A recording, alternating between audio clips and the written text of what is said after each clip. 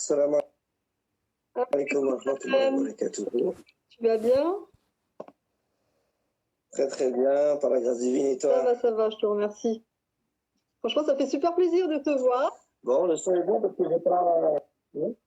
Excuse-moi? Ça me fait super plaisir de te voir et puis de t'avoir comme invité. Bah écoute, plaisir est pour moi. Merci pour l'invitation. Pour partager un moment privilégié avec nos frères et nos sœurs. Ça coupe chez moi là. Je sais pas, attends, excuse-moi, mais ça coupe. Salam alaikum, bonsoir à tous ceux qui arrivent. T'as une bonne connexion là? Moi ça coupe pas, moi? Ça va? Ça va, non, ça a l'air d'aller. Peut-être je vais essayer de... Allez, je vais faire même PC, l'autre PC pour pas plus de... Bonsoir à tous ceux qui arrivent, alaikum salam. Alaikum salam. Oui, Ouais, moi ça coupe de ton côté. C'est compréhensible ce que je dis quand même ou pas du tout? Pardon? Quand je parle, c'est compréhensible ce que je dis ou pas du tout? Oui. Ça a l'air d'aller. Déjà, remercie tous ceux qui arrivent là. Bonsoir à tous, salam alaikum. Alaikum salam, tous ceux qui arrivent. Salam alaikum, alaikum salam. Ah, maman qui est là. Coucou ma fille, ça fait plaisir de te voir. C'est maman. Ah, la maman est là. Voilà, ma mère est là. Bon, il y a tout le monde qui arrive. Ouais, moi, j'entends bien. Bon, super. Tout le monde entend bien là, des deux côtés? Et l'image aussi, elle est bonne? Non. Oui, j'espère. Hein. Alaikum salam. Bon. Alaikum salam, Julie. On va laisser arriver un petit peu. Alaikum salam. Oui. Voilà. D'autant que j'avais fait une petite vidéo pour annoncer notre live et du coup j'avais attisé la curiosité de certains. D'accord. Parce que notamment je parlais mais bon on en reparlera, hein, du fameux verset où l'homme a le droit de battre sa femme, paraît-il. Et oh bah oui, c'est quand même. Pardon? C'est quand même un des fondamentaux, bah oui, donc il va falloir qu'on l'aborde. C'est la base quand même en islam, quand même. Et du coup, je disais que j'avais parlé à mon ostéo qui n'est pas musulmane et qui m'avait dit, oh, mais ça, il faut que tout le monde le sache, c'est pas que les musulmans. Pas du côté du monsieur, maman a dit, je vous entends pas, elle t'entend pas.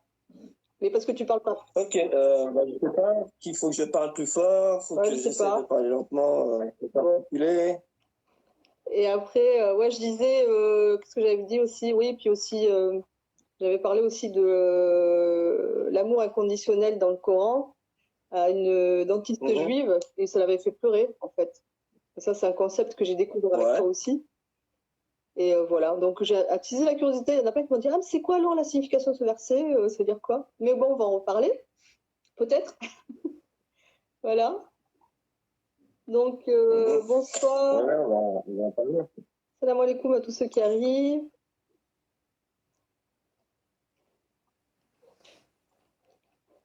Bon, on va peut-être commencer sinon, parce que là, il est quoi? Il est 20h05. Ouais, je pense qu'il est 20h05. Ouais, on va commencer. Déjà, je sais pas, est-ce que tout le monde... Déjà, bonsoir, bienvenue. Salam alaikum à tous ceux qui arrivent. Merci beaucoup de vous être déplacés. C'est gentil. Et je ne sais pas si tout le monde nous connaît. Quel est le thème? Donc le thème aujourd'hui, ça va être de présenter l'arabe coranique de Raouti Rezali, qui est professeur d'arabe coranique. C'est ça. Donc, et moi, je suis une de ses élèves. Et Et en fait, Effectivement. voilà. Déjà, si je l'ai invité, c'est parce qu'en fait, moi, ça m'a changé ma vie, l'arabe coranique, vraiment. Et du coup, je pense que c'est nécessaire que tout le monde, enfin le plus grand nombre, le connaisse, mais que l'on soit musulman ou pas. Hein. Parce que justement, au dernier cours, il y avait un chrétien qui nous avait rejoint et il avait adoré. Il avait adoré, il trouvait ça trop génial. Il m'a dit waouh, waouh, waouh. Et puis il interagissait et tout, c'était trop génial. Et donc vraiment, l'arabe coranique, moi déjà, moi mathématiques, je ne sais pas si tout le monde me connaît, mais ça bug de son côté à lui. Ouais, c'est ça, c'est ce que je disais. T'as pas une bonne connexion. Ah, merci. Ah bon? Pourtant, je suis censé avoir de la fibre optique. Alors, tu vois. Tu peux être loin de la box, non? Non, non, je suis juste à côté. Mais bon. Ah, coucou chocolat, que je connais bien. Voilà. Ouais, donc je disais, je sais plus ce que je disais d'ailleurs. Donc je suis une élève. Ah oui, donc je disais, je sais pas si tout le monde me connaît ou pas. En fait, moi je suis écrivaine et ouais, ma mère aussi a dit ça bug du côté de monsieur. Je suis écrivaine et puis moi j'écris surtout pour en fait déconstruire tous les préjugés sur l'islam et notamment sur les femmes voilées. Et du coup, en découvrant l'arabe coranique, justement, ça déconstruit tellement tous les préjugés que j'ai trouvé que ça code complètement mathématique et qu'il faut absolument que le plus grand nombre le connaisse. Attends, j'ai un truc en bas, excuse. Hop, là, là, c'est bon. Hop. Voilà. Et puis quand je vois que j'en parle autour de moi à des gens qui ne sont pas forcément musulmans et puis qu'ils trouvent ça génial aussi, bah, je me dis, vraiment, c'est une source de réconciliation, je pense, l'arabe coranique, avec les autres, avec soi-même, avec l'islam aussi, parce que même à l'intérieur de l'islam, il y a beaucoup de choses, enfin, chez les musulmans, on va dire, qui sont mal interprétées. Et le fait de revenir à l'arabe coranique, ça permet justement de trouver l'interprétation originelle et originale, et puis les fondements même de l'islam et de s'épanouir dans cette religion, quoi. Et du coup, d'en faire profiter, enfin, de pouvoir vivre le mieux possible avec tous les gens qui nous entourent, avec tout le monde qui nous entoure, et je trouve ça génial. Donc voilà, donc alors éclaire ton projet, ça bug. Ça bug où? L'outil hardcore est tellement un outil de réparation. Ouais, c'est ça. Nouvelle Nissa, tout à fait. Du coup, je sais pas, tu vas te présenter, Rauti? Puisque tu es sur 20 pages, peut-être qu'il y en a qui ne te connaissent pas, mais vu que je parle beaucoup de toi, tu n'es pas un inconnu, je pense. Bon, bah, écoute. Ok, très bien. Je vais essayer de me présenter avec un certain nombre d'éléments qui peuvent être opportuns ce soir. Donc, moi, je suis votre frère serviteur en humanité, Rauti Rezali. Je suis normand de sens. Une petite dédicace à la Normandie, culture musulmane, même si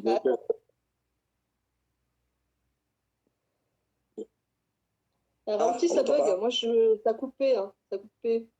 Même l'image et tout, elle n'est pas terrible. C'est vrai? Ouais. Bon, je recommence? Ouais, alors, on s'est côté normand, ça j'ai compris. Ok, donc, non, pour me présenter par rapport à ce que je peux représenter pour un certain nombre de personnes, c'est-à-dire, on va dire, un enseignant et un professeur en... Parce que moi, donc moi je suis francophone, c'est-à-dire que ma langue maternelle est le français et j'ai suivi, je dirais, un cursus assez classique. Je passais un bac, ensuite je me suis intéressé à l'informatique et à la physique. Donc j'ai fait quelques années à la fac. Et ensuite j'ai opéré un retournement à 360 degrés en écoutant une exhortation d'un jour de l'Aïd. J'ai entendu des versets du Coran qui me paraissaient extrêmement puissants, dont je ne comprenais pas une lettre. Ouais, et je me suis dit, je peux pas me permettre de... Excuse, parce que ça bug beaucoup et c'est dommage parce que c'est super intéressant là. Ton virage à 360 degrés, là, ça j'ai compris. Mais ça bug beaucoup et ça, ouais, tout le monde le dit. Là. Et donc, un jour, j'étais une exhortation à propos d'un verset dont j'ai ressenti la puissance, euh, mais avec une incompréhension parce que je n'avais pas la langue arabe étant de naissance. Et je me suis promis de ne pas quitter ce monde sans pouvoir être en capacité de comprendre la portée et l'envergure de ces versets. Et c'est pour ça que j'ai opéré un violon. Donc je suis parti dans la Nièvre pour me former en langue arabe, dans le Coran, dans les sciences dites religieuses. Euh, voilà, donc, et ensuite, je j'étais, comment dire ça, attentif aux problématiques, je dirais, des musulmans francophones. Une aiguille comment dire, à proposer une méthodologie hardcore, donc une méthodologie qui est basée sur l'arabe coranique, qui est une méthodologie faite par un francophone pour un public francophone et qui a pour but le Coran afin de le laisser nous parler dans son langage qui est le sien et qui est un langage, je le rappelle, hein, qui est qui est un langage qui est accessible à la condition qu'on fournisse un petit effort pour y accéder. D'accord. Alors, excuse parce que ça dit que ça coupe beaucoup. Tu peux pas changer d'endroit, des fois. Bah non, je peux. Non, la box, elle est à peine 50 cm Ouais. de Bon. table. Bon. Bon, mais si on se concentre, on y arrive. C'est vraiment incompréhensible. Bah, ça coupe beaucoup quand même. Mais bon, on va essayer. Est-ce que ça va? Vas-y, parle. Voilà, je me suis présenté succinctement, c'est-à-dire que j'ai présenté un petit peu mon parcours. Qu'est-ce qui m'a amené de fil en aiguille à cette chronique. Donc, si je devais résumer, en fait, l'arabe coranique, c'est un outil qui nous permet de faire en sorte que le Coran puisse nous toucher, impacter, nous influencer, exercer sur nous une forme d'impression à la manière dont il a impacté, influencé les primo-musulmans qui avaient, eux, le code, qui avaient le langage, qui avaient le décodeur pour pouvoir comprendre la profondeur des principes contenus dans les versets qui se révélaient à eux.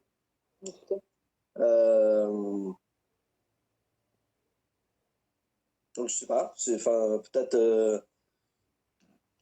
Oui, non, c'est bon. Là, du coup, on comprend. Donc, tu as bien résumé ce que tu viens de dire.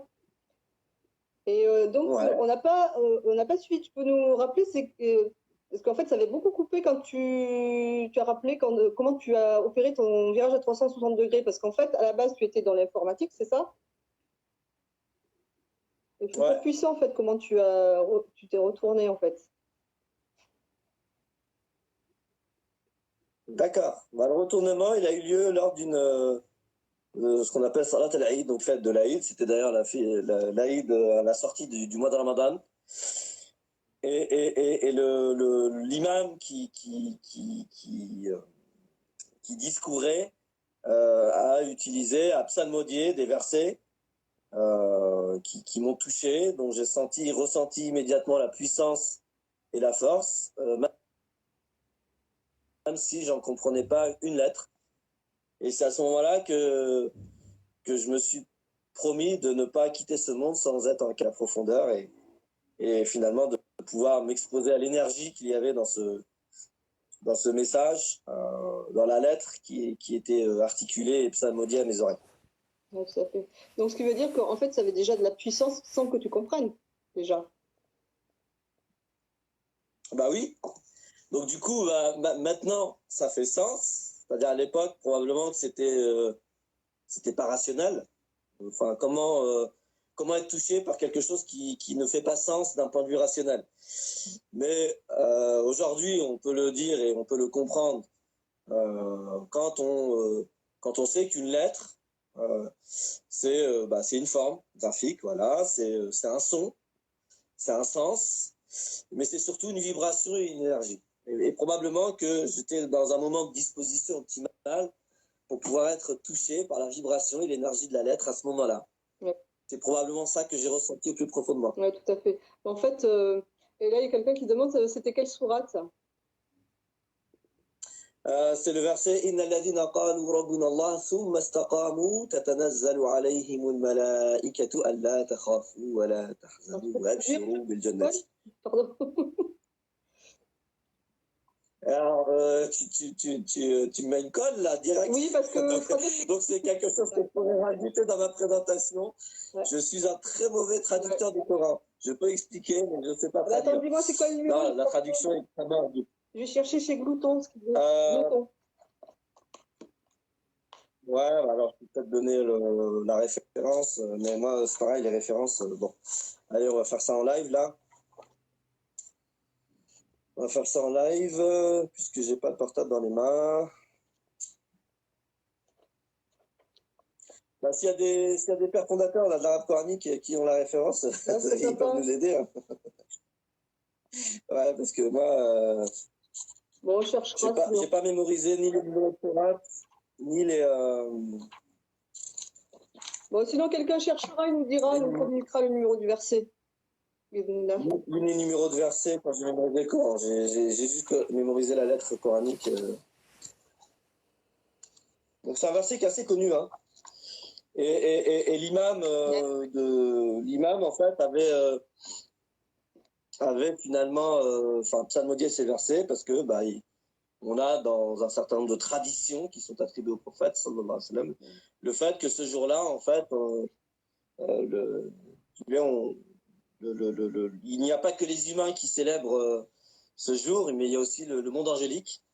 Et donc du coup ce verset parle effectivement de l'alliance, de l'interaction qu'il peut y avoir entre les humains qui sont faits de chair et d'os et les êtres angéliques qui sont faits d'énergie en mouvement. Qui sont faits de forces célestes, enfin d'énergie céleste en mouvement. Mais de toute façon, le Coran déjà, alors effectivement, il touche, en fait, à n'importe quel niveau, quand il doit te toucher, il te touche. Que ce soit en français, en arabe ou quoi, parce que moi, je vais raconter un petit peu mon rapport au Coran. En fait, je l'ai lu la première fois, j'avais 18 ans. J'avais 18 ans et j'étais pas musulmane. Et en fait, j'ai lu une traduction, évidemment, alors, je sais plus laquelle. Hein. J'ai lu une traduction et quand j'ai lu, je dis mais franchement, c'est n'importe quoi ce truc. Vraiment. Hein. C'est n'importe quoi, parce que je comprenais rien. En fait, mon cœur n'était pas ouvert à ça. Et c'est quand je me suis intéressée de près à l'islam, donc c'était, j'avais 26 ans, donc c'était 8 ans plus tard. Et c'est là, en fait, je l'ai lu, et là, ça a été la révélation. Là, par contre, ça m'a touchée. C'est vraiment... Donc, c'est ça qui est vraiment fort. Mais là, maintenant, ça m'a touchée, mais je pense que c'était déjà une porte, on va dire, pour rentrer dans le Coran, en fait.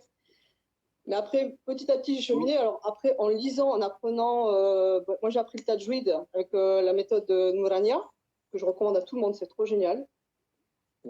Donc avec la lecture, c'est vraiment, tu as encore une autre dimension, c'est trop génial. Enfin, pour moi, c'est un voyage de lettre en lettre, vraiment, quand je lis. Et après, le fait d'accéder à l'arabe coranique avec toi, alors là, c'est tout le combo parfait, c'est trop génial. Là, quand en plus, tu arrives vraiment au sens, et vraiment avec toi, ce qui est bien, enfin, avec l'arabe coranique que tu dispenses, c'est vraiment, on arrive vraiment au cœur de la lettre, et donc au fond et au sens premier, et ça prend une autre dimension, et quand tu as tout ça, c'est vraiment trop génial. Et c'est pour ça qu'il faut vraiment que tout le monde connaisse ça, parce qu'en fait, tu découvres qu'en fait, le Coran, contrairement à tout ce qu'on dit, c'est pas antisémitique, c'est ça qu'on dit? Non, oui, c'est ça, je sais même plus. Que c'est pas, enfin voilà, que c'est vraiment que ça peut parler. Pardon? Aujourd'hui, on ne sait plus trop, mais oui, effectivement, le Coran n'est pas. Le Coran est universel, voilà. Donc du coup, il ne peut pas être quelque chose. Voilà, exactement. Il est universel. Le Coran étant pour l'humain, peut pas être contre un humain en fonction de son ethnie, de ses croyances, de sa culture. Donc le Coran étant un texte universel pour l'humain, il peut pas être contre quelque chose ou contre un humain, peu importe en fait, je dirais, ce qui caractérise cet humain. Ouais. Donc du coup, oui, on est d'accord. J'ai trouvé la référence sur la 41, verset 30. 41-30. D'accord. Je vais chercher, je vais voir ce qu'il dit. 30, 31, 32, bien sûr, tous les versets qui suivent. 41-30, donc c'est sourate. Alors pourquoi, pendant que tu cherches, c'est vrai que tu trouves, enfin, tu cherches la traduction. Pardon? Pourquoi finalement l'arabe coranique est très accessible. Le code ou le langage utilisé par le Coran pour transmettre le message qui est venu par le Coran, pourquoi il est accessible? Parce qu'en fait, quand on dit lisan arabi, ça veut pas dire langue arabe, c'est-à-dire c'est pas lié à l'ethnie. C'est un langage qui est caractérisé par tous les sens qu'on peut trouver dans le mot arabe. Et dans ce mot-là, on a la notion de profondeur, on a la notion de clarté. Donc la clarté, ça veut dire que il n'y a pas d'ambiguïté. La profondeur, ça veut dire que ça va toucher dans ce qui est plus profond chez l'humain. Et c'est là où intervient la notion d'universalité. C'est-à-dire qu'il y a bien un langage universel, le langage qui est convertible par tous les cœurs, à la condition que cet humain est un cœur. Parce qu'Allah, il nous dit dans le Coran, en parlant du Coran, Inna fi dhalika la dhikra liman kana lahu qalb aw alqa as-sam'. Donc ce Coran, il peut être une évocation sémentielle, un rappel, pour faire un rappel pour celui qui a un qalb. Et je rappelle que le qalb en langue arabe, qu'on traduit par le cœur, c'est pas faux, mais le cœur, si vous voulez, la fonction du cœur dans l'humain, c'est de pouvoir opérer une conversion, de convertir des signaux qui sont pas, je veux dire, qui sont pas forcément, qui sont pas de l'ordre du monde de la manifestation, qui sont pas des éléments qui sont matériels, donc cernables par les sens, d'accord? Comment convertir donc des signaux qui émanent des cieux, qui émanent de quelque chose qui est au-delà de la physique, c'est ce qu'on appelle la métaphysique. Donc finalement, le cœur, il a pour fonction, spirituellement parlant, de convertir des signaux métaphysiques en quelque chose de physique, c'est-à-dire en quelque chose d'appréhendable, d'accessible par nos sens physiques. Et après, les sens physiques nous ramènent à nos sens, on va dire, plus intellectuels. Donc, le Coran, si vous voulez, si vous lisez le Coran, le langage utilisé par le Coran, c'est un langage universel. Pourquoi? Parce que c'est le langage des symboles. C'est-à-dire que le Coran, il utilise le monde des symboles. Le monde des symboles, c'est le monde qui est accessible à nos sens. Le rocher, c'est un symbole. La matrice, l'utérus, c'est un symbole. L'abeille est un symbole. Ouais, tout ce qui appartient au monde de la manifestation, tout ce qui est accessible par nos sens, l'ouïe, la vue, l'odorat, le toucher, le goût, etc. C'est cela qu'on appelle le monde des symboles. Et c'est là, tous les êtres humains qui sont dotés de sens, il y a, je dirais, nécessaire. Attends, j'ai pas bien compris là-dessus. Et le cœur, partir justement ce que nos sens vont capter en termes de signaux, dans un sens intellectuel et spirituel qui n'est pas accessible directement par la raison. Attends, ça coupé, qu'il n'est pas accessible directement par la raison, t'as dit, c'est ça? Le divin, on ne peut pas cerner le divin par notre raison, parce que ce qui nous réunit ce soir, c'est cette question, je dirais, existentielle et métaphysique du divin. Du mystère qui est plus grand que nous, du mystère qui nous dépasse, de ce qui est au-delà du matériel. Attends, donc du coup, le divin étant par essence de ce monde, non, sûrement. De ce monde matériel, ouais. qui est au-delà de ce monde matériel. Ben, c'est ce qui nous réunit un petit peu ce soir, hein, c'est cette question existentielle de il y a quelque chose, il n'y a pas quelque chose, et s'il y a quelque chose, de quelle nature il est, par qu'est-ce qui caractérise. C'est ça qui nous réunit ce soir, en fait. Ces questions existentielles. Est-ce qu'il y a bien quelque chose au-delà du matériel, au-delà du monde physique, qu'on appelle la métaphysique? Et la métaphysique n'est pas accessible directement par la raison. Donc, du coup, comment on fait pour atteindre justement à une forme de métaphysique en passant par le monde physique? Et c'est exactement la pédagogie coranique utilisée par le divin dans le Coran. Atteindre à la symbolique et au sens spirituel en finalement nous exposant des faits sur des symboles. C'est pour ça que c'est accessible à tout le monde, parce que le monde du symbole est accessible à tout le monde. Après, il faut comprendre la symbolique.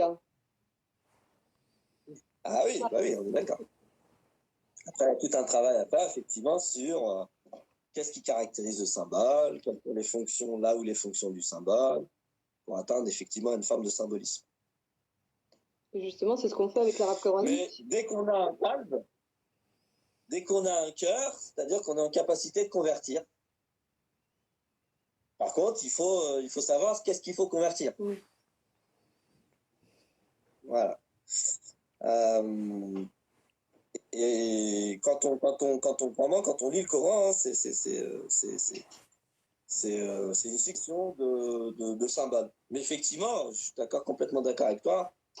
À part quand on lit le Coran comme ça, sans un certain nombre de prérequis, par l'intermédiaire et l'entremise de traduction, le Coran ne peut pas faire sens.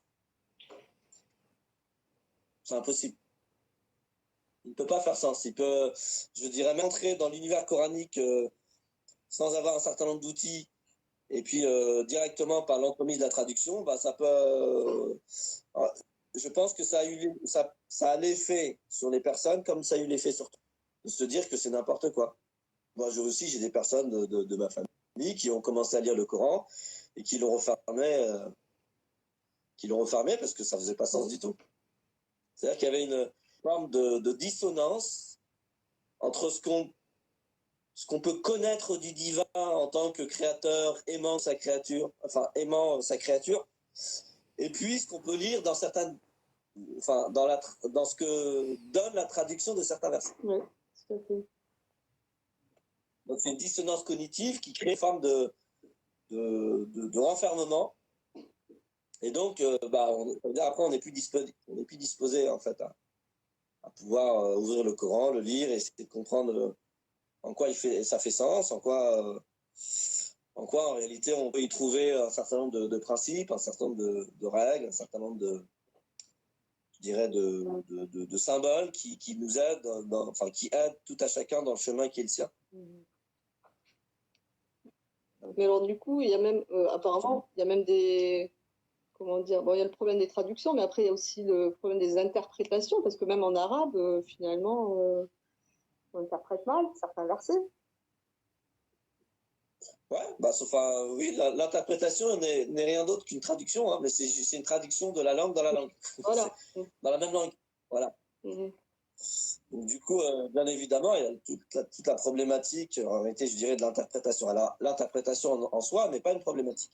C'est qu'est-ce qu'on fait de l'interprétation, comment on la considère.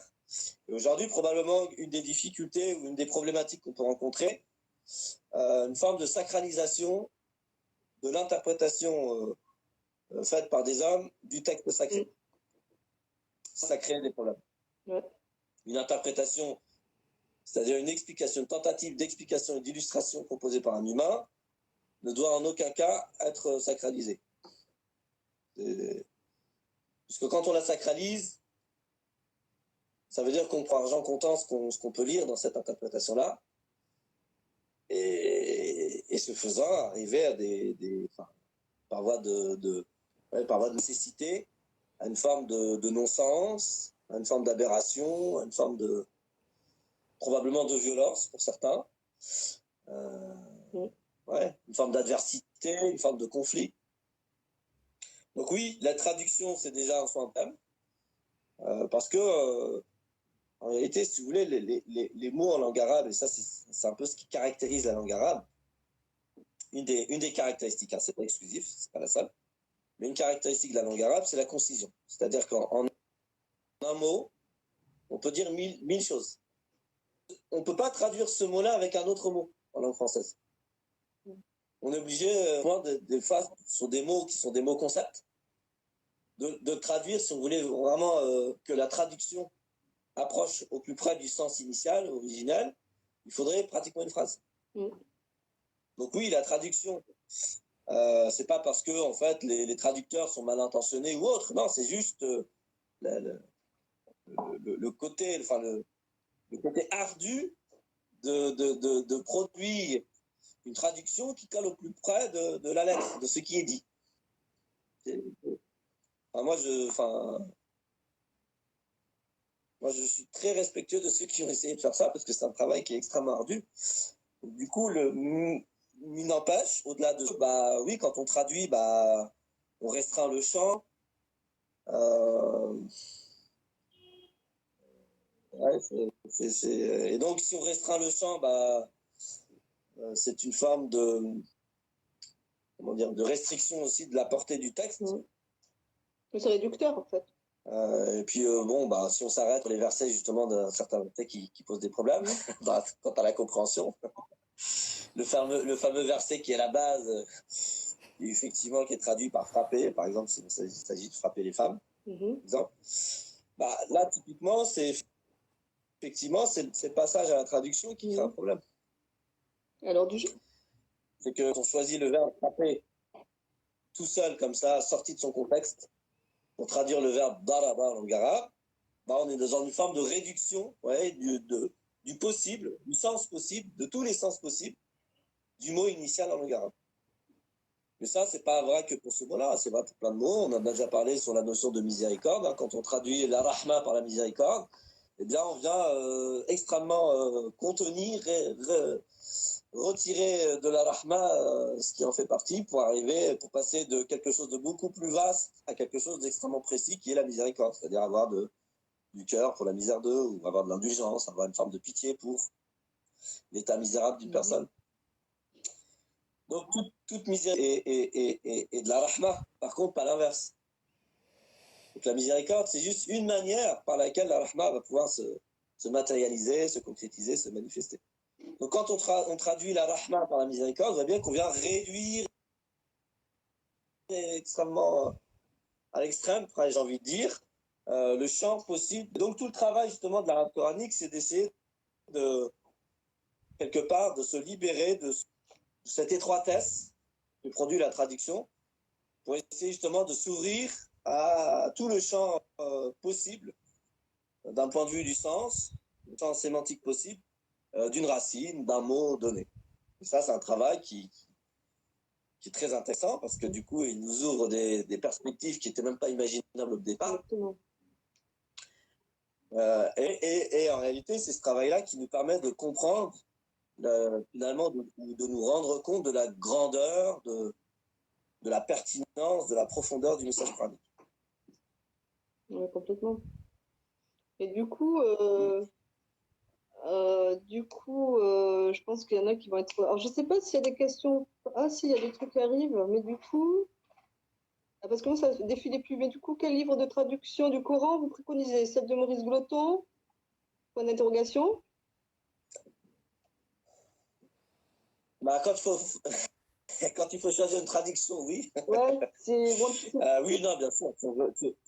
Si on veut essayer d'accéder au Coran par l'entremise des traductions, la traduction, à ma connaissance, je n'ai pas la prétention d'avoir lu toutes les traductions proposées, en langue française, je parle ici. Ouais. Donc la traduction que je connais qui se rapproche le plus de la littéralité du texte, je dis bien le plus, ça ne veut pas dire que c'est la littéralité du texte, non, qui se rapproche le plus, c'est la traduction de Maurice Gloton, de tonton Maurice, Ami Maurice comme on l'appelle, ouais. Paix à son âme.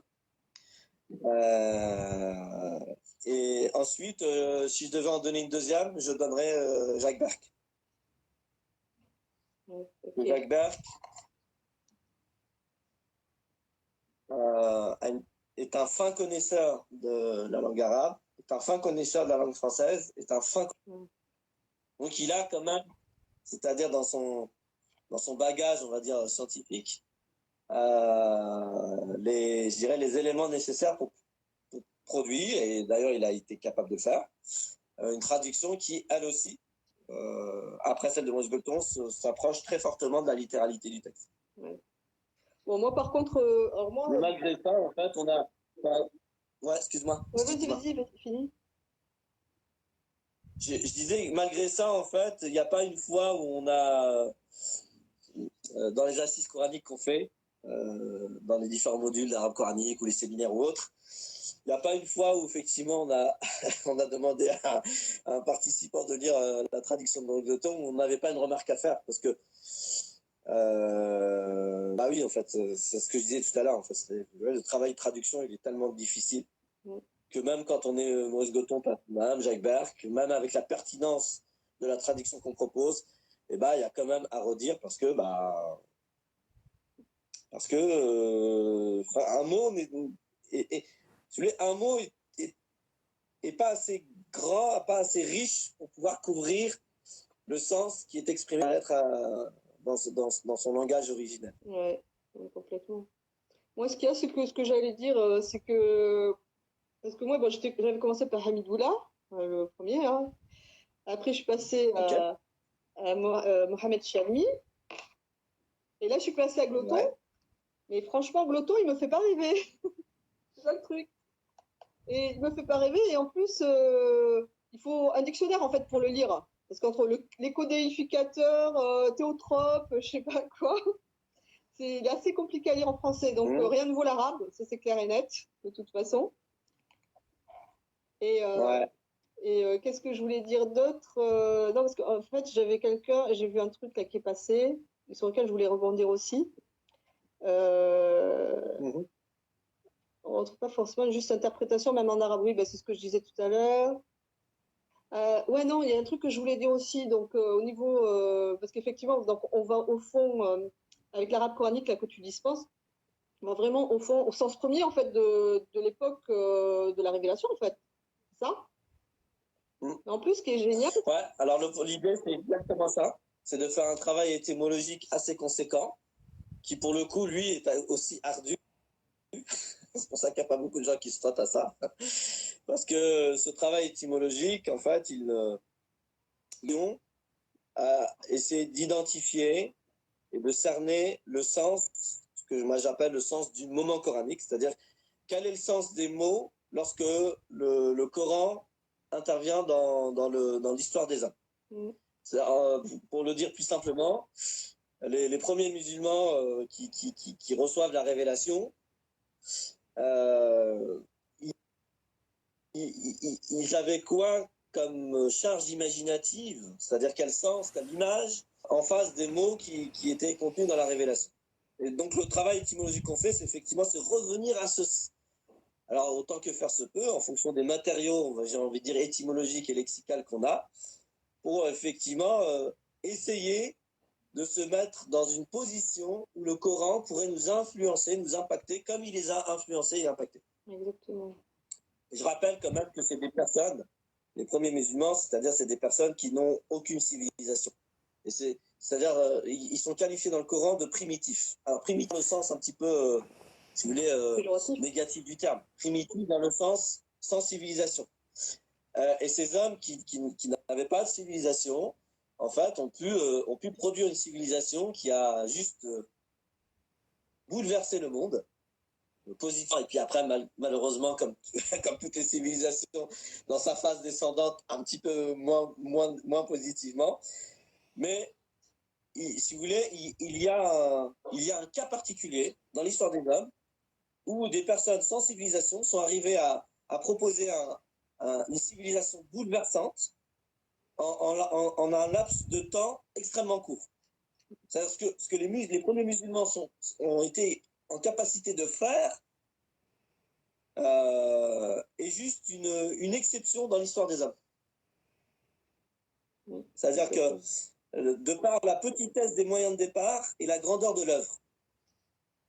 Et ça, en réalité, si on essaie de regarder d'un point de vue extérieur, qu'est-ce qui a fait qu'en fait, ces hommes-là, ils ont pu effectivement impacter le monde comme ils l'ont impacté? C'est l'intervention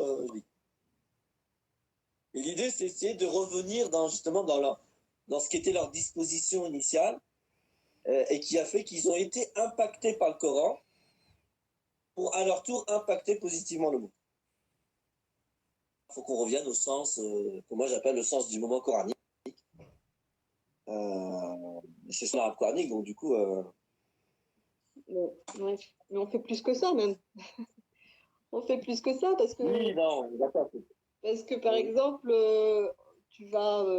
comment dire, on analyse quasiment les mots, même lettre par lettre, parce que moi j'avais un truc que j'avais adoré quand on a vu Surat Ar-Rahman cet été. Tu nous as dit, alors, je pense que tu nous as dit, je crois, la lettre mime, alors mime, c'est l'eau, c'est le symbole de l'eau, c'est ça? Ouais. C'est ça. Et dans les mots, dans les noms de tout ce qui est source de vie, je crois, il y a le mime, comme El-Qamar, Shams, par exemple. Non? Ouais, t'as bien retenu la source. C'est ça génial. Oui, tout à fait. Non, c'est ça. D'un point de vue symbolique et spirituel, le mime, effectivement, la lettre mime symbolise ce que moi j'appelle les eaux d'en haut et les eaux d'en bas.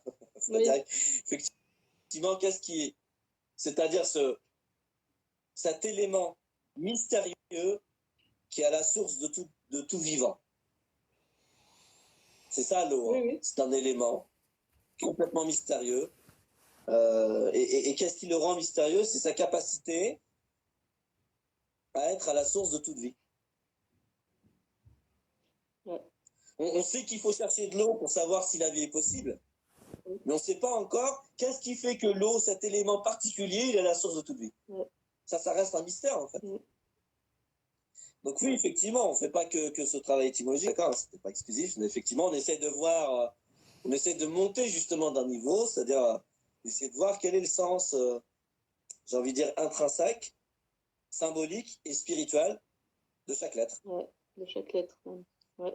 Mais c'est vraiment... Voilà, parce que chaque lettre est porteuse d'une signification, et j'ai envie de dire d'une charge imaginative et d'une vibration spirituelle qui lorsqu'on se synchronise à elle, nous permet juste de faire des choses incroyables. Quoi. Ah ouais. D'être nous-mêmes la main de l'œuvre de choses qui peuvent paraître comme des miracles. Ouais, complètement. Voilà. Non, mais c'est super. Et du coup, j'ai vu... Attends, il y avait quelqu'un, parce que justement, tu as aiguisé notre curiosité, puisque tu as parlé d'Ahaba. Donc le verbe frapper, hein. Donc l'homme, il a le droit de frapper la femme. Du coup, ça veut dire quoi? Ouais. Il y a quelqu'un qui a posé la question? Ouh, bah là, tu imagines bien que là, à cette heure-ci, ça va être un peu compliqué. Donc, disons. Pour en dire quelques mots. Non, mais ça nécessite probablement de faire un live entier rien que sur ça. Ouais, je pense. Hein. On va faire un live. Là, ouais. Moi, je ne vais pas donner des réponses toutes faites. Je préfère donner des éléments qui nourrissent votre réflexion. Ce faisant, parmi les éléments qui peuvent nourrir la réflexion, c'est que, je dirais, dans la méthodologie de compréhension d'un texte, on ne peut pas sortir une phrase, un verbe, une expression du contexte dans lequel cette expression apparaît. D'accord. Les humains détestent ça. Lorsqu'on sort leurs propos de leur contexte, ils sont même à porter plainte contre vous parce que vous avez sorti leurs propos de leur contexte. Ouais. Donc, à plus forte raison pour le dire divin. Ça va nous éviter de faire dire au divin ce qu'il ne dit pas. Parce que quand on sort Fadribuhun, qui est traduit frappez-les à l'heure, sous-entendu frappez vos femmes. Quand on le traduit comme ça et quand on le sort, cette expression, on la sort de son contexte, et ben on fait dire au divin ce qu'il ne dit pas. Parce que cette phrase-là, elle s'inscrit dans un contexte. Donc, premier élément méthodologique pour nourrir notre réflexion, c'est que ce passage de ce verset de la Sourate 4, il s'inscrit dans tout un contexte. Donc, il s'inscrit dans un contexte que, en langue arabe et coraniquement, on appelle an-nushuz. Comment tu dis? Le nushuz, si vous voulez, c'est nushuz. Nushuz. D'accord. Voilà, la racine nashaza. On va faire un petit peu d'arabe coranique avant de se quitter. C'est bien. Et pour un peu vite, Si vous voulez, le nushuz, c'est une posture déséquilibrante. C'est une posture que un des deux conjoints peut prendre dans sa relation de complétude et qui va créer un déséquilibre.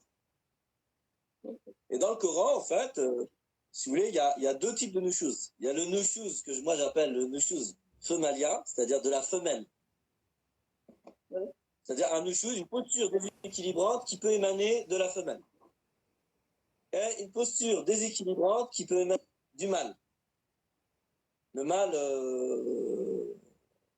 c'est-à-dire celui qui complète la femelle, hein, attention. Ouais. Parce que moi, je fais une distinction entre le féminin, le masculin, et la femelle et le mâle. Je suis un mâle, tu es une femelle. Je ne suis pas masculin, et tu n'es pas féminine. D'accord. Le féminin et le masculin renvoient à des principes Attends, j'ai pas qui n'ont entendu. rien à voir, enfin, qui n'ont pas... Pardon? Qui sont différents. J'ai dit le féminin et le masculin renvoient à des principes qui ne sont pas du même ordre que le fait d'être mâle ou de le fait d'être femelle. Donc déjà, ce verset-là, il s'inscrit, donc je répète, il s'inscrit en fait dans une posture que la femelle peut prendre ou que le mâle peut prendre dans le couple et qui va équilibrer. Et face à cette posture déséquilibrante qui peut amener le couple, je dirais, à sa faillite, voilà, je vais le dire comme ça, il y a, comment on pourrait dire ça, on a des leviers pour éviter que ça aille jusqu'à là.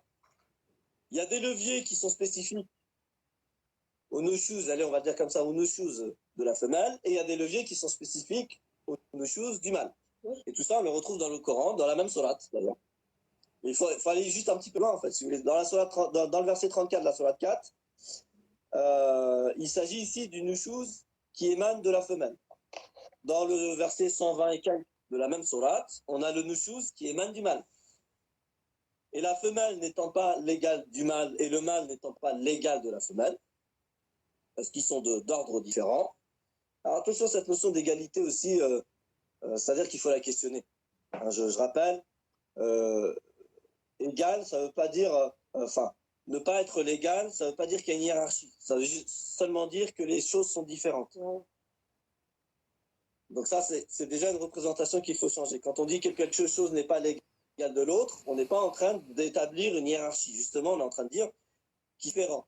Je rappelle, hein, le signe égal en mathématiques, c'est égal, et le signe différent, c'est quoi? C'est un égal barré. Ça veut bien dire qu'ils sont différents. L'idée, ça s'oppose à l'égalité. Égal, ça veut dire qu'ils sont exactement du même ordre, et ils sont au même niveau. Et inégal, ça veut dire tout simplement qu'ils sont différents. Et cette différence, elle implique l'absence de hiérarchie. Donc quand je dis que la femelle n'est pas l'égale du mâle et que le mâle n'est pas l'égal de la femelle, j'introduis le fait qu'on n'est pas en train de les observer sous l'angle de la hiérarchie. Bien au contraire, on est en train de les observer sous l'angle de la différence. Et les leviers proposés par le Coran pour essayer de gérer les postures déséquilibrantes émanant de la femelle et les postures déséquilibrantes émanant de le mâle sont forcément différents parce que le mâle est différent de la femelle. Donc du coup, déjà, il faut introduire comme ça, pour essayer de comprendre quels sont les leviers que le Coran propose lorsque la posture déséquilibrante émane de la femelle. Donc le verset s'inscrit déjà dans ce cadre-là. Donc ça, c'est pour nourrir un petit peu, d'accord ? Ensuite, pour continuer à nourrir votre réflexion, c'est qu'il faut s'arrêter en réalité sur les trois racines qui constituent le levier, j'ai envie de dire, face à cette posture déséquilibrante lorsqu'elle émane de la femelle. Qui sont le ward, qui sont le jahr, ou le hajj, et qui sont le darb. Donc c'est ces trois leviers, voilà, qu'on peut utiliser dans ces cas de figure. Et cela, ce serait intéressant qu'on puisse les revisiter à la lumière de l'arabe coranique, notamment le dernier, parce que c'est celui qui pose problème finalement, qui est exprimé en langue arabe par la racine daraba, et on pourra s'arrêter un peu plus longuement dessus dans un live dédié à ça. Oui, complètement. Ah ouais, bah, merci, c'est super. Et surtout qu'il y a quelqu'un qui dit oui, des lives, c'est super intéressant, qui veut encore des lives, c'est génial. Et justement, il y avait un truc, ouais, donnez-nous des lives plus souvent, c'est très intéressant. Merci. Ouais, je vous dis, c'est trop génial avec Rauti. Moi, je suis inscrite à tous ses cours. Franchement, c'est trop génial. Un live, on l'attend. Que peut-on voir dans Hardcore? C'est une question. Moi, juste avant d'arriver là-dessus, moi, il y avait un truc quand même que je voulais évoquer. Parce que moi, en fait, j'étais chrétienne avant. Hein. J'étais chrétienne fervente pratiquante. Et moi, il y a un truc qui m'a choquée, en fait, quand je suis arrivée en islam. C'est que, bon, en tant que chrétienne, en fait, on nous apprenait l'amour de Dieu. Et là, j'ai trouvé que dans l'islam, on nous apprenait trop la crainte de Dieu. Et moi, c'est un truc qui m'a choquée. Et c'est un truc que j'ai retrouvé grâce à toi, la notion d'amour inconditionnel, qui est la base, en fait, en islam. Et j'ai trouvé ça, en fait, ça m'a réconcilié. Je me disais, ben voilà, j'en étais sûre, c'était ça, c'était pas possible que ce soit la crainte, c'était vraiment, ça m'a réconfortée. Et justement, puis je vois des gens, des fois, qui disent, oui, j'ai déjà lu ça, qui disent, oui, dans le Coran, il n'y a jamais le mot amour. Alors, tu pourrais peut-être nous en parler, l'amour, dans le Coran. Ouais, bon, enfin, bah, c'est un vrai sujet, ça aussi, hein, qui Bah oui. nécessiterait, mais bon, je vais en dire quand même quelques mots. Oui, effectivement, bah, il n'y a pas le mot amour dans les traductions. Oui, quoique, dans certaines traductions, on peut le trouver. Oui. Du coup, je dirais, la première chose, c'est que on a déjà, nous, un travail à faire par rapport à nos représentations qu'on a des concepts qu'on a amenés à partager. Par exemple, souvent, le concept amour, il est confondu avec le concept attachement, affectivité. Ouais. Donc déjà, il y a tout un travail que nous, on doit faire de distinction de tous les concepts qui sont différents. L'amour, c'est pas la même chose que l'attachement, c'est pas la même chose que l'affect. Maintenant, l'amour, d'un point de vue coranique, on a, si vous voulez, différents niveaux d'amour. Je dirais, je vais le dire autrement, c'est-à-dire que l'amour peut se manifester de différentes manières, d'un point de vue coranique. Et la première manière avec laquelle l'amour se manifeste dans le Coran, c'est la notion de rahma. Et dans la rahma, en réalité, tout à l'heure je disais qu'il y avait plus que la miséricorde, bah oui, parce qu'il y a plus que la miséricorde, parce que la rahma, c'est de l'amour inconditionnel. Et quand on dit de l'amour inconditionnel, qu'est-ce qu'on entend par là? On entend cette matrice principale de vie, c'est-à-dire la chose qui a là, au fondement, le principe premier de toute vie, de tout ce qui est vivant. Tout à l'heure, on a parlé de l'élément qui est la source de toute vie. Vous voyez, l'eau, c'est mort. Par contre, si vous voulez, la matrice source, qui est le principe premier de toute vie, c'est cette notion de rahma. Et c'est comme ça, enfin, c'est la définition coranique de l'amour. L'amour, coraniquement parlant, c'est la matrice principale de vie. C'est-à-dire, c'est cette matrice, cette source, qui est au fondement de toute vie. Et donc, bah, dans le Coran, c'est pas qu'il n'y a pas la notion d'amour, c'est que la notion d'amour telle que je viens de le définir est introduite chaque sourate du Coran. Quand on dit Bismillah ar-Rahman ar-Rahim, c'est-à-dire qu'on commence chaque sourate par le nom d'Allah, le tout rayonnant d'amour inconditionnel. Là, c'est un amour qui n'est pas conditionnel. C'est pour ça que c'est complètement différent de la tâche et de l'affect. Hein. Donc ouais, il y a deux, c'est toujours sur deux niveaux en fait quand on fait de l'arabe coranique. Le premier niveau, c'est de revenir à l'étymologie des mots, d'accord. Donc là, c'est de l'amour inconditionnel, c'est-à-dire qu'effectivement, l'amour du divin à notre égard, il n'est pas conditionné à notre agir, à notre comportement, etc. Si c'était le cas, je vous assure qu'on ne serait pas vivant et on ne serait pas vivant pour faire le live ce soir. Donc c'est ça l'amour inconditionnel, c'est-à-dire qu'Allah nous a donné vie sans condition. C'était pas conditionné au fait qu'on se comporte entre guillemets comme il faut. Ouais. Et donc, donc ça c'est le premier niveau. Ouais. Et après le deuxième niveau, c'est toujours d'opérer, juste je finis, excuse-moi, des constructions dans les représentations que l'on a nous des concepts. Ouais, qu'est-ce qu'on appelle nous l'amour, qu'est-ce qu'on appelle la miséricorde. Et une fois qu'on a fait la déconstruction, c'est-à-dire qu'on a bien déconstruit dans le sens où on a bien opéré une distinction des concepts dans nos têtes, d'accord, et qu'on est bien revenu à l'étymologie des racines ou des mots coraniques, je dirais l'addition des deux, pour faire simple, nous permet de passer à... Il n'y a pas d'amour dans le Coran. Ouais. Dans les traductions que je dis, c'est pas traduit par amour. Finalement, chaque sourate du Coran, je rappelle quand même qu'une sourate, c'est ce qui compose le Coran. Donc, du coup, chaque sourate du Coran est introduite par la notion d'amour. Ah oui. Bah oui. Et la basmala veut bien dire ce que ça veut dire. C'est-à-dire que le contenu de la sourate n'a de raison d'être que par la notion d'amour. Le bismillah, le bi en langue arabe, la basmala, c'est la formule qui introduit chaque sourate. En langue arabe, c'est Bismillahi ar-Rahmani ar-Rahimi. D'accord. Et le bi en langue arabe introduit cette notion de bar. Donc finalement, si vous voulez, même le contenu même de la sourate n'a de raison d'être et de réalité que par cette notion d'amour inconditionnel du divin à notre égard. Si vous voulez, c'est comme si en fait Allah il nous disait en introduction, ce qui suit est un message d'amour envers vous. C'est trop fort. C'est trop fort. Ouais, chaque sourate est une preuve d'amour, exactement. Justement, justement, c'est ce dont j'avais parlé avec une dentiste qui était juive. J'avais parlé justement de la Rahma et de Bismillah et Rahman et Rahim. Donc chaque sourate commençait par l'amour, en fait, et ça l'avait fait pleurer. Je trouvais ça trop beau. Donc voilà, donc ça, c'est des choses qu'il faut déconstruire parce qu'en fait, effectivement, on a l'impression qu'en fait, c'est un texte guerrier, le Coran, qui appelle au meurtre, etc. Mais c'est pas du tout ça, en fait. Mais pour ça, il faut revenir à l'étymologie, il faut faire tout un travail sur l'arabe. Ouais. Parce qu'effectivement... Et puis, il ne faut pas sortir les passages de leur contexte. Enfin, voilà, il y a tout un travail quand même j'ai envie de dire, d'érudition. Avant de faire dire au passage ce qu'il ne dit pas, il y a tout un travail d'érudition, donc d'étymologie, de symbolique, du sens spirituel, du contexte, c'est-à-dire de recontextualisation du passage dans le contexte scripturaire, ensuite du lien avec les autres passages du Coran qui parlent du même thème. Enfin, il y a tout un boulot quand même, c'est pas... Ouais, tout à fait. Et justement, il y a quelqu'un qui fait de belles remarques, Anna, qui dit sauf la sourate Tauba, alors, qui ne commence pas, la basmala. Ouais.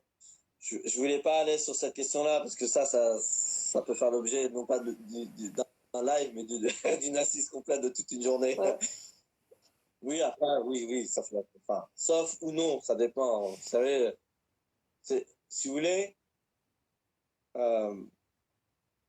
les choses auxquelles on accède dans le patrimoine, j'allais dire scientifique, littéraire et culturel que l'on a autour du Coran, n'est pas tout ce qui existe.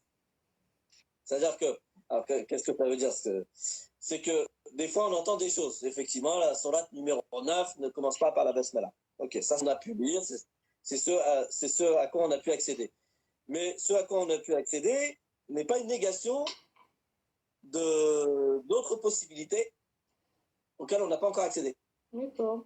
Je vais le dire encore autrement. L'ignorance, en fait, n'implique pas l'inexistence d'autre chose. Ouais, c'est vrai. Ouais. Donc, ce qu'on sait à propos du Coran, à propos des sourates, n'implique pas l'inexistence de ce qu'on ne connaît pas. Et il y a plein de choses qui ont été dites par rapport à cette question-là, qui ont été avancées. Parmi elles, par exemple, le fait que la sourate 8 et la sourate 9, en réalité, ne forment qu'une seule sourate. Ah oui, d'accord. C'est juste que ça va peut-être un petit peu dérouter certains et puis bousculer certains, mais c'est juste qu'il faut s'ouvrir à ce qu'on ne connaît pas, à part si on a la prétention de tout connaître. Ouais. Et ça, c'est pas une posture, vous voyez, c'est pas une posture d'humilité face au texte. Ce qu'on connaît par rapport à ce qu'on ne connaît pas est infime. Et il faut partir de cette posture-là. Parce que sinon, on ne peut pas s'ouvrir à ce qu'on ne connaît pas. Ouais, on a une tradition qui est rapportée au prophète, qui est attribuée au prophète, sallallahu alayhi wa sallam. Il y en a deux qui ne peuvent pas apprendre. Al-Mustakbir, Donc, je vais l'exprimer autrement, parce que du coup, le mustakbil, c'est un mot en langue arabe. Du coup, on peut le traduire par plein de choses différentes. Mustakbil, c'est celui qui a de prétention, notamment la prétention de connaître déjà. Et le mustahi, celui justement, qui est à l'inverse du mustakbil, c'est que bon, souvent, c'est traduit par celui qui a honte. Voilà. C'est-à-dire celui qui n'ose pas poser des questions. Ouais, timide.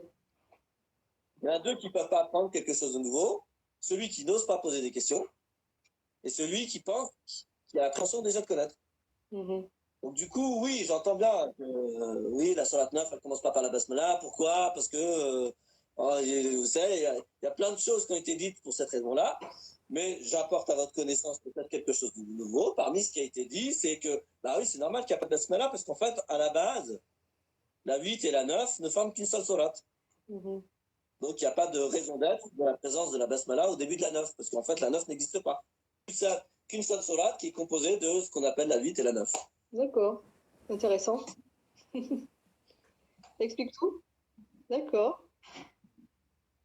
Pour donner une explication, ça peut faire sens pour certains. Après, il y a d'autres choses qui ont été avancées, il y a d'autres possibilités. Ce que je veux dire par là, c'est je suis juste en train de vous donner des éléments en fait pour ouvrir en fait votre champ de compréhension et d'intégration des choses. Oui, complètement. Ouais. L'idée, c'est ouvrez-vous en fait, et notamment à ce que vous ne connaissez pas. Ouais, exactement. Et d'ailleurs, c'est super intéressant en fait cette notion de est-ce que je suis en train de m'ouvrir à ce que je connais pas ou pas là maintenant? Parce que probablement que là, il y a quelque chose d'extrêmement subtil pour chacun d'entre nous. C'est que quand on n'arrive pas à s'ouvrir à quelque chose que l'on ne connaît pas, c'est une forme de baromètre sur nos prétentions. Bah oui. Oui, complètement. Il n'y a que celui qui pense à détenir la vérité et avoir raison qui ne s'ouvre pas à un champ de connaissances qui n'est pas le sien actuellement. Donc du coup, c'est intéressant, là, donc c'est un travail introspectif que chacun d'entre nous doit faire. Lorsqu'on n'arrive pas à s'ouvrir à un nouveau champ de connaissances, c'est que probablement, il y a des prétentions. Il y a une partie de nous qui prétend déjà connaître et qui, de ce fait, ne s'ouvre pas à quelque chose de nouveau. Oui, complètement. Ouais. Et c'est ce qui, d'ailleurs, c'est une des raisons d'être du fait que beaucoup de personnes n'ont pas suivi le prophète sallallahu alayhi wa sallam. Ils ne se sont pas ouverts à un nouveau champ de connaissances. Ouais. Donc, ce qui est vrai pour eux, il est vrai pour nous aussi. Mais du coup, mais toi, ce que tu fais là, c'est pas de l'innovation? Tu as déjà sorti ça? Bah, ça dépend ce qu'on met derrière le mot innovation. Ça dépend ce qu'on met derrière le mot innovation. Mais bon, enfin, il y a une parole là qui me revient comme ça d'un grand spécialiste compagnon, qui s'appelle Ibn Abbas, qu'on a même appelé, enfin, qualifié, nommé Turjuman al-Qur'an. Vous voyez, c'est quelque part le traducteur du Coran. C'est-à-dire le traducteur de la langue originale dans une langue audible et compréhensible aux humains, aux autres humains qui n'accèdent pas à la symbolique, au sens spirituel, etc. Et lui, il dit en fait qu'il y a 4 niveaux de traduction du Coran, dans le sens d'explication du Coran. Il y a 4 niveaux d'explication ou d'interprétation ou de compréhension du Coran. Le premier niveau, c'est Ta'riful Arabu min kalamiha, c'est-à-dire c'est qu'est-ce qui est connu, je dirais, dans le langage arabe.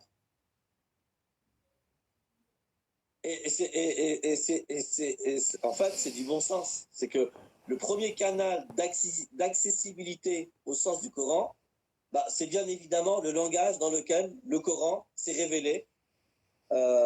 C'est donné à être connu des humains.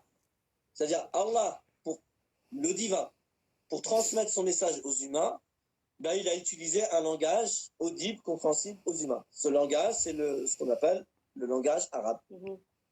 Et d'ailleurs, en fait, c'est déjà coranique, hein, dans la sourate 26, alors je ne sais plus exactement c'est quel verset, mais c'est les versets de la fin. Allah il nous dit que le Coran il est accessible bilisan arabi mubin, par un langage qui est qualifié de arabe et qui est mubin, qui est révélateur du sens voulu par le divin par le Coran lui-même. Donc du coup, quand on fait de l'arabe coranique, finalement, on ne fait que de se conformer à la pédagogie divine, d'accord, dans l'accessibilité au texte. C'est Allah lui-même qui nous dit que l'accessibilité, il se fait par lisan arabi mubin. Donc un langage qui est qualifié de arabe et qui est mubin, qui est révélateur des sens portés par la lettre. Donc du coup, bon, si ça c'est une innovation, oui, c'est une innovation. D'accord.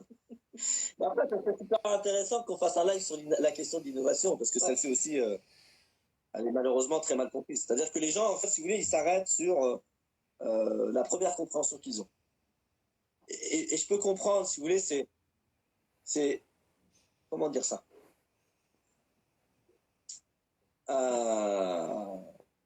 s'ouvrir à un nouveau champ de connaissances, c'est se remettre en cause. Et si vous voulez, il y a des personnes qui ne sont pas encore à ce niveau-là, dans leur cheminement, c'est-à-dire qu'ils ne sont pas encore dans cette capacité de se remettre en cause. Donc, ce qui est plus confortable, plus sécurisant, c'est de rester sur des principes, d'ailleurs, des principes c'est des principes qu'ils n'ont pas intégrés eux-mêmes, hein, c'est juste des principes qu'ils ont entendus dans un discours. Hein. Donc, du coup, faut être tout à fait clair par rapport à ça. C'est-à-dire qu'ils ont entendu un jour un discours, ils ont pris pour argent comptant ce discours-là, ils l'ont intégré, et ils sont dans une forme d'inquiétude de sortir ou de s'ouvrir à tout ce qui serait un petit peu différent de ce discours-là. Bon, soit, il faut l'acter, probablement que c'est des étapes par lesquelles chacun d'entre nous est amené à passer. Des fois, il peut y avoir une forme de préservation de l'être dans le fait d'avoir un certain nombre de certitudes. Probablement que dans une étape de notre chemin, ça peut aider, mais c'est pas aidant pour accomplir le chemin. Donc, non, c'est un vrai sujet. La notion d'innovation, on entend souvent l'innovation, toute innovation est un égarement, et tout égarement est dans le feu. Voilà, on peut entendre ce genre de choses. Et ça serait intéressant qu'on fasse un live là-dessus, sur qu'est-ce que c'est que l'innovation, d'un point de vue coranique, et que finalement, comment ces principes coraniques qui se sont personnifiés et incarnés dans la personne du prophète, sallallahu alayhi wa sallam. Ça nécessite un live, et puis en plus dans le live on ne pourra pas tout le temps dire. Moi j'ai déjà fait des séminaires d'une journée entière sur la notion de bid'a, hein, parce que cette notion-là en langue arabe, et c'était court. Mais du coup, disons, dans un live, on pourra amener un certain nombre d'éléments qui vont nourrir votre réflexion aussi sur cette question de le bid'a qu'on a l'habitude de traduire par l'innovation. Oui, complètement. Ah bah merci pour cette Donc pour répondre à ta question, non. Oui. L'accessibilité au texte coranique par l'entremise de la langue arabe n'est pas une bid'a, c'est une pédagogie coranique, et c'est même, d'après les dires qui sont attribués aux plus grands spécialistes compagnons du Coran, comme étant le premier canal ou le premier niveau d'interprétation de compréhension du texte. Non, c'est clair. Alors, je regarde quand même vite fait, parce que alors plus haut, il est quoi là? Il est 9h10 là. Mais là, on pourrait rester des heures, hein, t'écouter. Bah ouais. On pourrait rester des heures. Alors, ce que je vois, alors déjà, on va peut-être parler. Donc, du coup, tu donnes des cours d'arabe coranique. Ouais. Donc, ça se passe comment? Alors, il y a différents modules. Il y a des modules qui ont pour vocation de permettre aux cheminants et aux étudiants d'intégrer l'idéologie hardcore. Alors, hardcore, si vous voulez, c'est un diminutif de arabe coranique, mais chaque lettre, le A, R, C, O, R, renvoie à un champ linguistique qui fait la méthode. Donc, des modules où finalement on apprend à s'approprier la méthode pour gagner en autonomie dans sa lecture du Coran. Et en fait, on ne fait pas de cours purement théoriques, on fait toujours des cours théorico-pratiques. C'est-à-dire qu'on voit les principes de la méthode en théorie et on les applique directement sur un texte coranique. Donc là, il y a des modules. Ces modules-là, on voit Surat al-Fatiha et les 10 dernières sourates. D'accord? Donc on aborde ensemble Surat al-Fatiha et les 10 dernières sourates du Coran. selon le prisme de la méthode ARCA, afin que les apprenants puissent s'approprier la méthode. Donc ça, c'est un type de module, voilà. Et puis il y a d'autres modules, en fait. Il y a ce qu'on a appelé booster d'épopée, parce que bon, bah, c'est très, c'est très parlant.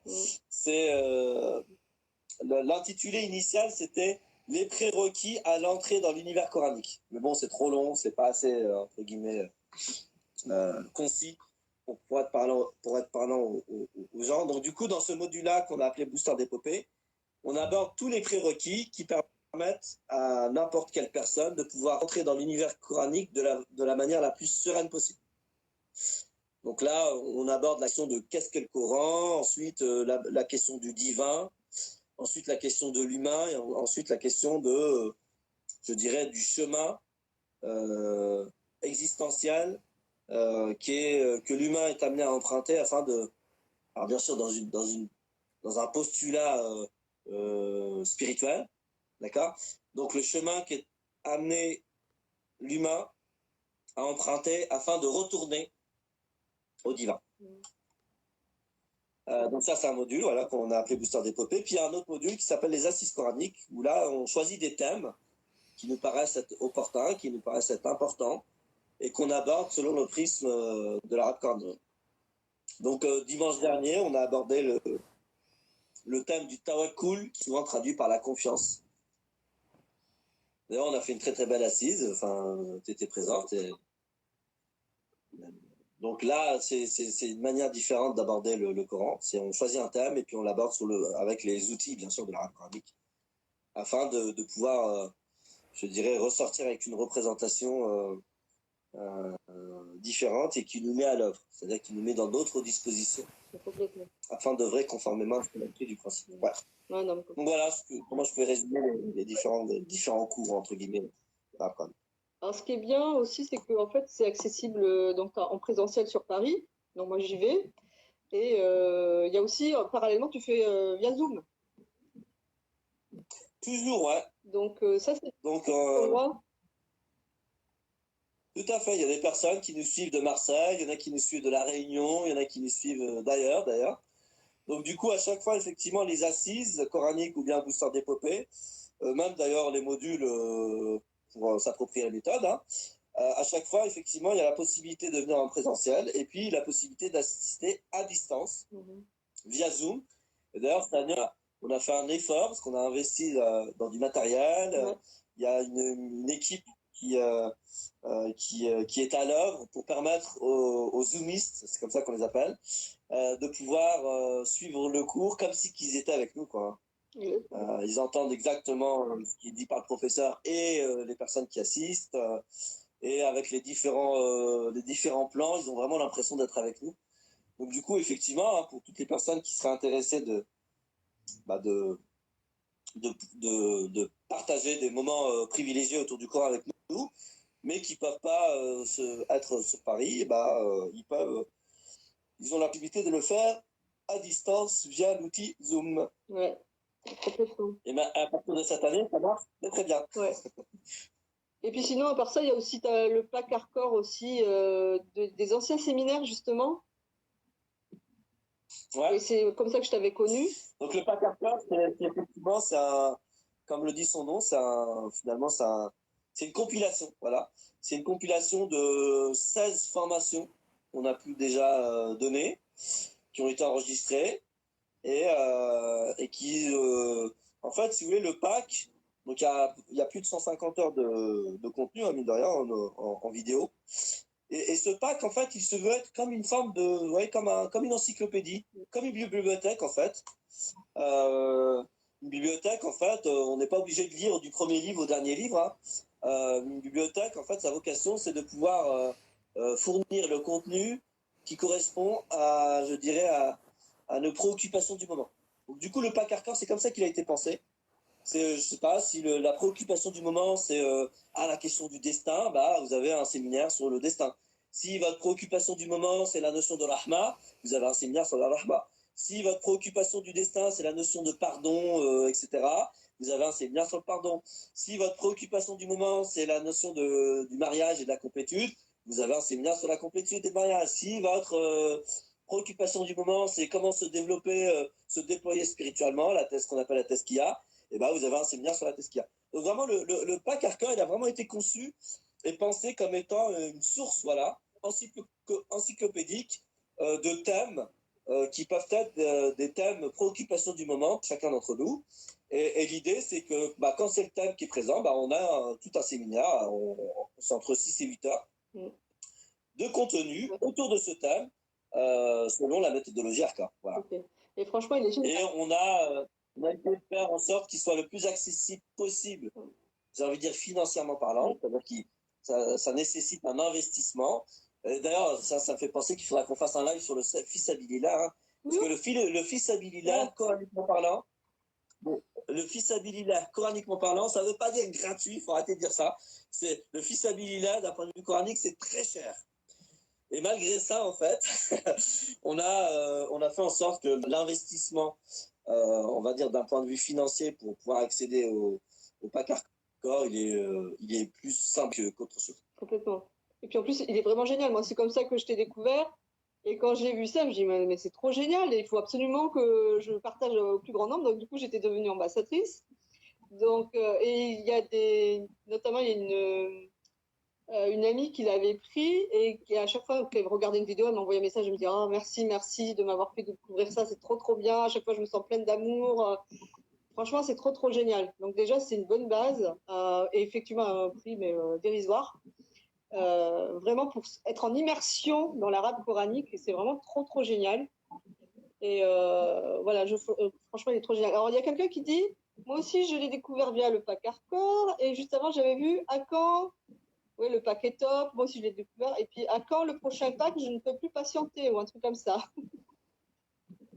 Ah, c'est en cours d'élaboration. Effectivement, la personne est déjà au courant. Hein. Ouais. Effectivement, on va faire un deuxième pack hardcore 2, le retour, avec, pareil, on va compiler un certain nombre de formations, de séminaires, d'assises qu'on a pu faire et qui seront accessibles via un nouveau pack hardcore. Ouais, super.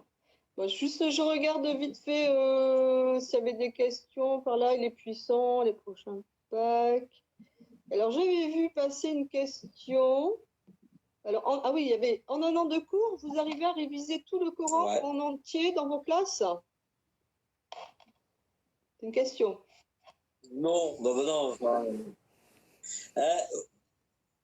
Si vous voulez, c'est que. Ah, ça coupe? En arabe coranique, entre guillemets, je vais le dire un petit peu de façon un peu, mais je vous demande d'être indulgent envers moi. On n'est pas dans le règne de la quantité. C'est-à-dire que l'idée, c'est pas de réviser tous les ans le Coran en entier, etc. Déjà, c'est pas faisable, d'accord. Et deuxièmement, c'est pas conforme à la pédagogie divine. Je rappelle quand même que le Coran, donc on le fait pas pour deux raisons. La première, c'est que c'est pas faisable d'un point de vue technique et mathématique. Et deuxièmement, c'est que ça serait pas conforme à la pédagogie divine dans la manière d'accéder au Coran. Et je rappelle au passage que dans la pédagogie divine, il y a le fait d'accéder au Coran en une vingtaine d'années. Le prophète lui-même, sallallahu alayhi wa sallam, aurait bien voulu avoir tout le Coran, tout d'une traite, en une seule nuit. Maintenant, il a dû patienter, il a dû attendre 20 ans pour que le Coran, dans son entièreté, lui soit rendu accessible. Donc, du coup, l'idée, c'est d'étudier l'entièreté du Coran, lettre par lettre, mot par mot, phrase par phrase, paragraphe par paragraphe, sourate par sourate. Voilà. On ne va pas avoir la prétention de faire mieux que le prophète. Hein. Donc, du coup, on se donne plus de 20 ans pour le faire. Voilà. Et de toute façon, on apprend jusqu'à notre dernier souffle, on espère apprendre. Donc, exactement. Donc, c'est beau. Est-il possible de faire des packs et des replays? Je sais pas. Mince, attends, je ne vois plus. Bon, bref. Non, juste, j'avais vu deux questions qui m'avaient interpellée là, qui avaient été passées. Il y en a une, mais je pense que ça fera peut-être partie d'un autre live. C'était, est-ce qu'on peut nous parler du hijab? Ce qui est dit dans le Coran? J'ai pas bien entendu, Le excuse-moi, ça a hijab, coupé de mon côté. le foulard. Ah, le hijab, qu'est-ce que dit le hijab du Coran? Ouais. Bah oui, ça peut être un live, hein. Ça peut être un live, ça. Je note hijab. Parce que c'est un sujet vaste aussi, je suppose. Ouais, enfin, c'est un sujet vaste. Oui, c'est un sujet très très vaste. Donc on l'aborderait. Donc le sujet, on est d'accord, hein, ça sera le hijab dans le Coran. Pardon? Ça sera le hijab dans le Coran. On traite du hijab dans le Coran? Mm. Ouais, c'est ça. J'ai dit, non, le sujet du live sera le hijab dans le Coran. Le hijab Ça dans le sera Coran. l'intitulé du live. Dans le Coran. Ok. On fera un live là-dessus alors. On fera ça. Et puis j'avais vu aussi, il y a quelqu'un qui disait comment êtes-vous arrivé au MO2I parce que tu fais pas que de l'arabe coranique. D'ailleurs, Bah non, j'ai plusieurs casquettes. Hein. ouais, t'as plusieurs casquettes. J'ai plusieurs vestes. Et justement, je t'avais. J'ai plusieurs cordes à mon arc. Justement, on avait fait un live sur le MO2I parce que moi je l'ai passé avec toi au mois de mai. Et on avait fait, malheureusement, j'ai perdu le live parce que moi, je suis de la génération machine à écrire et Minitel, donc je n'ai pas su faire. Et tout le monde me l'a réclamé, il m'a dit oh, c'était trop génial, est-ce qu'on a le replay et tout, c'était trop génial. Heureusement, il y a quelqu'un qui a réussi à enregistrer sur son portable, qui m'a envoyé un petit bout parce qu'il était arrivé à la fin. Et franchement, c'était trop génial. Donc, le MO2I, c'est quoi? Tu vois quelque chose? Donc, le MO2I, raconte-nous. Allez, pour faire simple, le MO2I, c'est un modèle de connaissance de soi qui, je dis, vocation de révéler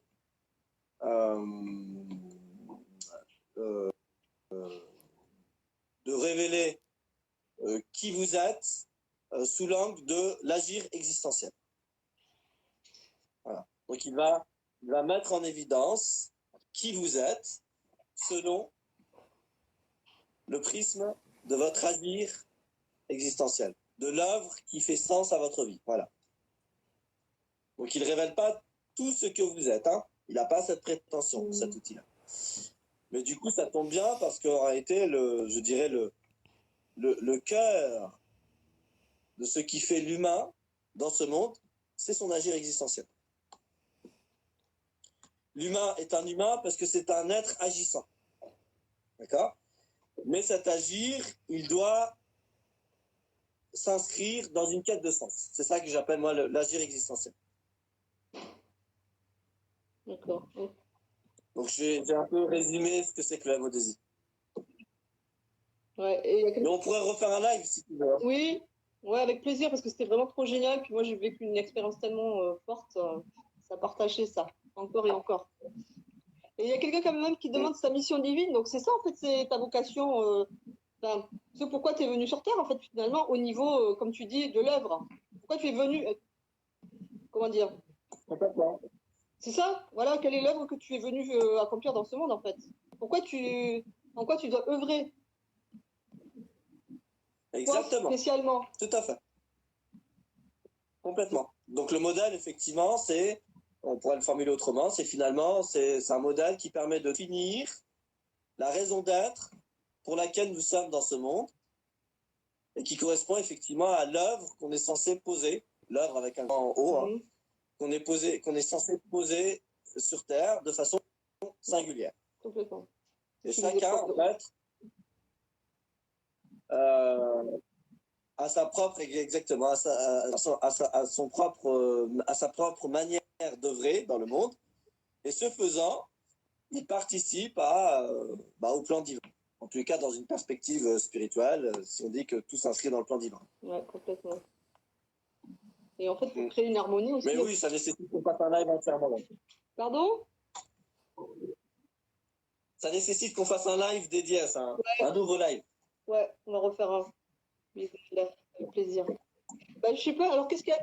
C'est vrai que tu le fais si bien, de façon fluide, claire et avec tant de facilité, Masha'Allah. Alors, c'est qui? Tu parles de qui? Alors ça, je crois que je ne sais pas savoir qui c'est. C'est qui? Tu parles de qui? Mais bon, il fait très bien effectivement ce qu'il fait, Raouti déjà, Masha'Allah. Donc on a compris que c'était sa mission. Donc toi, c'est laquelle d'ailleurs ta mission, toi? C'est ta vocation ou... Moi, j'ai l'art de révéler l'essence de la connaissance. Alors, non, je vais la répéter doucement. J'ai l'art de révéler l'essence de la connaissance. Ouais, bah, c'est ça. Il y a deux types de connaissances qui sont au cœur de mes aspirations, de ce qui m'intéresse, de ce qui motive mon agir. C'est la connaissance de soi et la connaissance de ce qui est plus, donc la connaissance de ce qui nous transcende, la connaissance du divin, afin de permettre à tout à chacun d'opérer une réconciliation avec soi-même, avec le monde et avec ce qui est plus grand. Voilà. Voilà comment je peux formuler mon... Ouais, super. Ça te va très bien. Bon, mais c'est super. Bah écoute, je crois que on a fait un petit peu le tour. Alors j'espère que ça vous a plu, ce live. Est-ce que vous en voulez? Parce que là, on avait fait plein de... Et toi, Marie-Odette, Mariam, quelle est ta mission aussi? Ah, quelle est ma mission? Quelle est ta mission, Marie-Odette? Pardon? Une colle? J'entends pas. Alors, bon, moi, je vais te dire, alors moi, alors nous, on dit qu'on a l'art de... Donc, en fait, j'ai l'art de créer des canaux de communication des canaux de communication pour permettre à tout un chacun de se connecter au divin en le libérant des entraves liées aux préjugés et aux fausses interprétations de la religion et pour l'épanouissement du plus grand nombre. Voilà, donc c'est un truc à rallonge, mais c'est vraiment, voilà. Donc ce live, il s'inscrit en fait totalement dans mon excellence. Voilà, vraiment, c'est un moyen de l'arabe coranique, de partager ce que fait Raouti, c'est vraiment un moyen de se connecter au divin. Et donc, moi, je sers de canal en partageant tout ça. Donc là, je suis dans mon excellence en faisant ce live. Voilà. Bah, complètement. Donc, ça serait bien qu'on recense tous les préjugés là, qui sont un peu, qui sont pas conformes en réalité aux principes et aux messages du Coran, et puis qu'on les questionne à la lumière de l'arabe coranique. Ça peut être bien. Ouais, complètement. Non, mais il y a énormément de choses à faire. De toute façon, on n'aura pas assez d'une vie. Hein.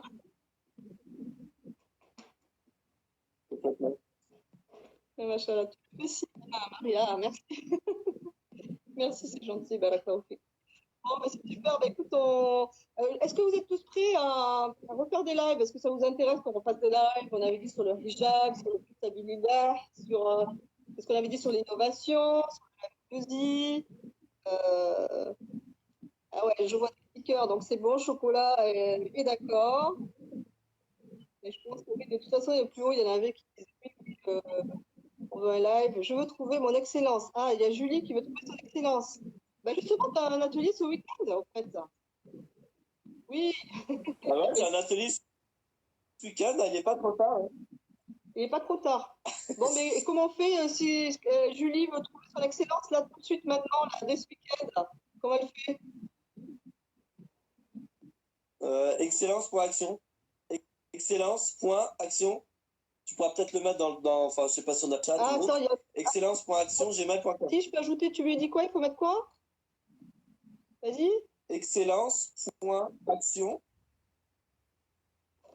Ah, j'entends pas. Excellence. @gmail.com. Donc, elle peut envoyer un mail Excellence, pour savoir comment faire, les motiver, c'est tout poser. Gmail.com. Bah écoute, je le mets excellence@gmail.com. Envoyer un mail et puis ça va. Enfin, attends. Ouais. Ah, moi aussi, Chocolat aussi veut trouver son excellence. Ah bah il faut envoyer un mail tout de suite et rendez-vous demain à Paris, hein, c'est ça? Ça sert vite, là. Voilà. Exactement. Mais sinon, t'en fais tout le monde. Là, et puis toi, tu les renvoies vers nous, tu vois ce que je veux dire? Tu les renvoies vers excellence. Attends, excellence.action@gmail.com. Bon, il y a quelqu'un qui a mieux suivi. Ouais. Ah, il y en a d'autres qui ont mieux suivi que moi. Moi, j'entends pas bien. Moi, c'est l'âge, j'entends pas très bien avec l'âge. Ouais, pas de souci. Donc, ceux qui veulent, donc, ils peuvent encore te contacter, ceux qui veulent faire trouver leur excellence. Donc, ce pourquoi ils sont venus dans ce monde. Et franchement, c'est trop génial. Moi, j'ai vécu 2 jours, mais c'est un truc de malade.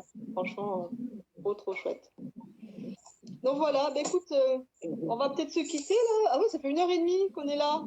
J'ai pas vu le temps passer. Ah là là, non mais on peut passer des heures. C'est pour ça, moi, je viens à tous tes cours, à toutes tes assises. Enfin, et je vois pas le temps passer, hein. Vraiment, c'est trop génial. Vraiment, merci beaucoup, hein. Ah, attends, il fait des MO2I à quelle fréquence dans l'année, s'il vous plaît? T'en fais une fois par mois à peu près, non? Bah, merci. La fréquence? Ah Parce oui? qu'en fait, il y a.